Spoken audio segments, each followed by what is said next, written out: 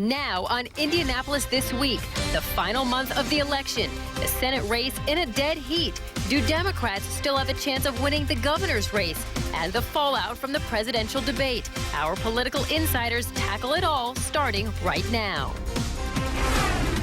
Thank you so much for joining us for Indianapolis This Week. I'm Jenna Coy. We are now less than 1 month away from Election Day. So today we have invited all of our political insiders to join us. Democrats Kip Tu and Laura Beck, Republican Robert Vane, and Abdul Hakim Shabazz, publisher of IndyPolitics.org. Thank you all so much for joining us this morning. Thank you. So let's start by talking about the race for president. And this week brought the first of the presidential debates. And by almost every single account, it was a winning night for Mitt Romney. In one CNN poll, viewers selected him as a winner by a margin of 2-1. So let's start by asking a simple question. Are you surprised by how this turned out? Kip, let's start with you. Yeah, I was surprised. In a good way or not? Didn't see that one coming.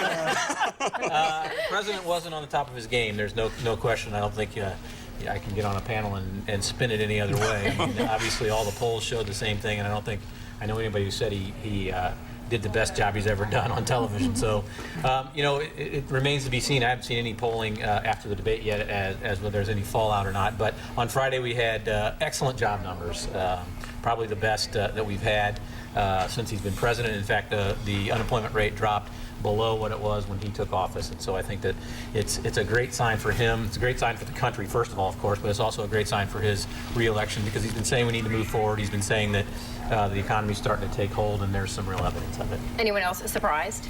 Not necessarily. I take that back. I was surprised because somebody who is as sharp as the president is supposed to be should have gone to that debate a lot more prepared. I teach speech and forensics in another life, and had Barack Obama been one of my students, he'd have failed. Like, you know, you weren't paying attention, you weren't attentive, you know, you just seemed to be sort of all over the place and rambling. And Abdul's the kind of guy that would fail. He's big enough to fail the president. Now, say what you will about Mitt Romney and the content, but you know, he had poise, he was, stood up straight, looked at the president, immediately he seemed confident, and a lot of it is body language. Hopefully, was best 2 out of 3. I think what was interesting to me was I woke up the next morning and thought, did everybody else watch a different debate than I did? Because I actually thought that while it wasn't probably the president's strongest presentation, I do think that he was very good with the details, with the numbers. I mean, when it came to Romney, I felt like he was kind of a bully.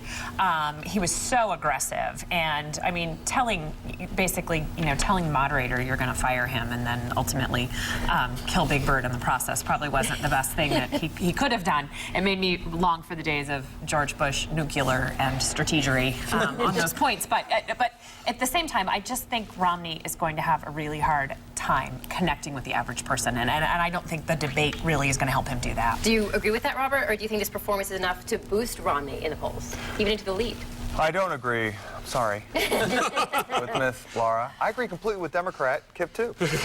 Except, clearly, if Barack Obama had performed as well as Mitt Romney did in the debate, and you had the inverse outcome where everyone thought that the president won the debate handily, the race probably would have been over.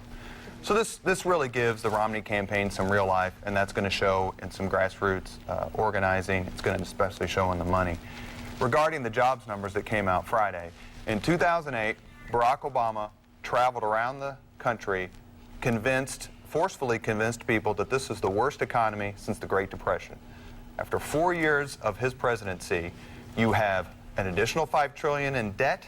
You have rising gas prices that have doubled since Bush was in office, rising food prices, and the best that they can come up with is that the unemployment numbers are exactly where they were when he came into office. If that's the kind of economic news the Democrats are going to tout, they're in real trouble. Well, Robert and Kip, you both mentioned those unemployment numbers, so I want to show you those numbers. Let's get to them. They came out Friday, the country's unemployment report. The Department of Labor put September's unemployment rate at 7.8%, the first time it's been below 8% since January of 2009. Employers added 114,000 jobs in September. Wages rose, and more people started looking for jobs. Do you think these are high enough numbers to swing the election for president? Well, I said before, and I'm going to, I guess, expand on it, especially to respond to Robert. I think that the fact is the president has been making the case that things are getting better, and this is a very good indication. Corporate profits are at an all-time high. The stock market's doing just fine. So corporate America is doing fine. The private sector is doing fine, and now the jobs are starting to catch up. And everybody who studies these things says when you have a financial crisis like we had, the jobs take longer for them to recover, and that's what's happened in this recession. The president has kept his promise to the American people, and I think it's going to help him. I think fundamentally, though, what the problem is when we have the jobs discussion, we talk about people going back to work. At the end of the day, what the big problem in this country is the skills gap. Ask tons of employers who will tell you we have lots of job openings, but we cannot find the qualified people to do it. And if Mitt Romney or Barack Obama really want to hit a home run on the whole jobs issues, what they'll talk about is closing that skills gap, plain and simple.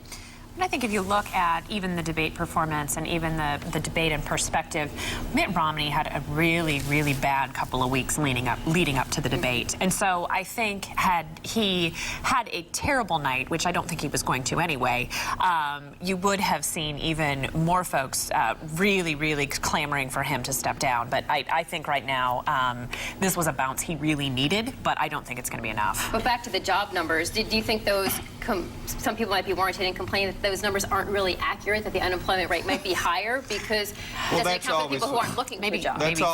That's always what they say. But I mean, let's all play political hack here. I'll go first. The president needed this kind of news to change the narrative.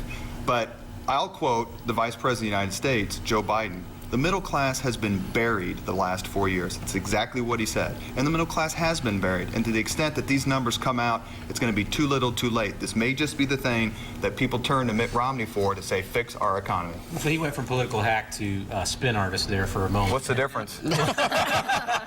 Besides the paycheck. Okay. I mean, the fact of the matter is, yeah, the middle class has been under siege, but they've been under siege because of the policies of the previous administration.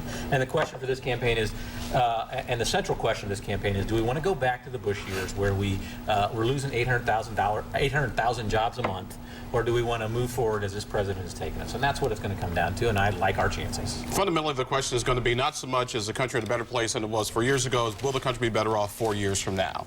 That's what it's going to boil down to, and then who do you believe?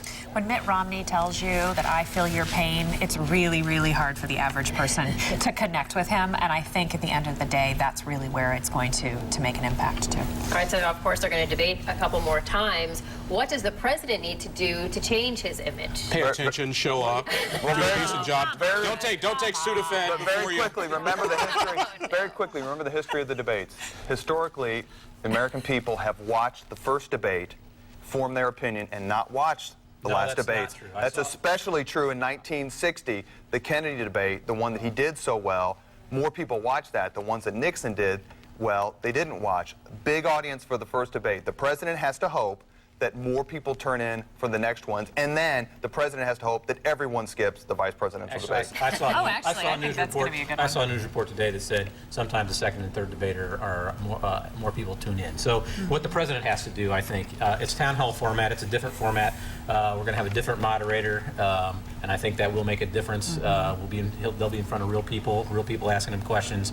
It'll be easier for the president to engage. I don't know what the case was the other night. I think probably the biggest problem was he couldn't believe what was coming out of Mitt Romney's mouth. One statistic said there were 27 lies in 40 minutes of speaking. So I don't think the president was probably just blown away by the number of lies. Well, the president can't believe that someone asked him a tough question because the press corps has been the foremost members of the Obama cult for the last 4 years. Well, hold on. I got to cut you off. Okay. But stay right here because we have a lot more to discuss. Up next, our political insiders break down the final month of the U.S. Senate race in Indiana as ad money continues to pour into the Hoosier state.